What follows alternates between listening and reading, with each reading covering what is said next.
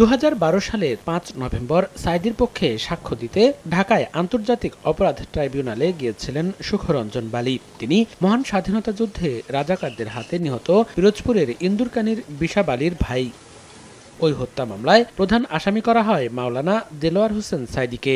মামলার সাক্ষ্য দিতে যাওয়ার সময় গাড়িতে তার সঙ্গে ছিলেন দুজন ব্যারিস্টার ও দুইজন উকিল। আদালতের গেটেই গাড়ি থেকে নামিয়ে টেনে হিঁচড়ে অপর একটি গাড়িতে তুলে তার চোখ বেঁধে ফেলা হয়, নিয়ে যাওয়া হয় অজ্ঞাত স্থানে।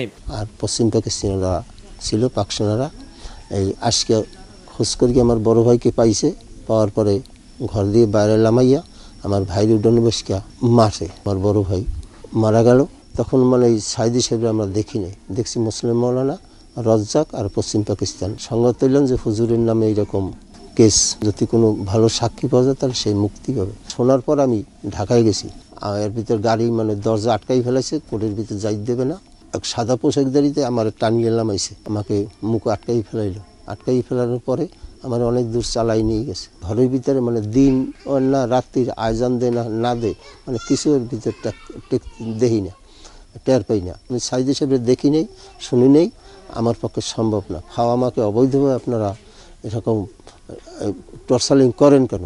সেখানে কয়েকদিন নির্যাতনের পর তারা সুখরঞ্জনের চোখ বেঁধে নিয়ে যায় সীমান্ত এলাকায়, তুলে দেয় বিএসএফের হাতে। সেখানেও পর্যায়ক্রমে চলতে থাকে নির্যাতন ও কারাভোগের পালা। সেই বিডিআররা আপনার ধরিয়া ভারতের ওই বিএসএফের হাতে দিয়েছে, তারা মারে অন্বেষকে খুব রকম মারধরি করছে।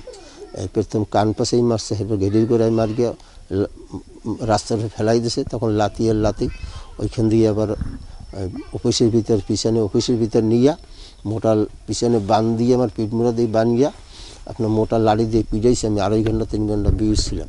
দীর্ঘ 5 বছর জেল খাটার পর মানবাধিকার সংস্থার সহায়তায় সুপ্রিম কোর্টের আদেশে 2018 সালের প্রথম দিকে মুক্ত হয়ে দেশে আসেন সুখরঞ্জন বালী।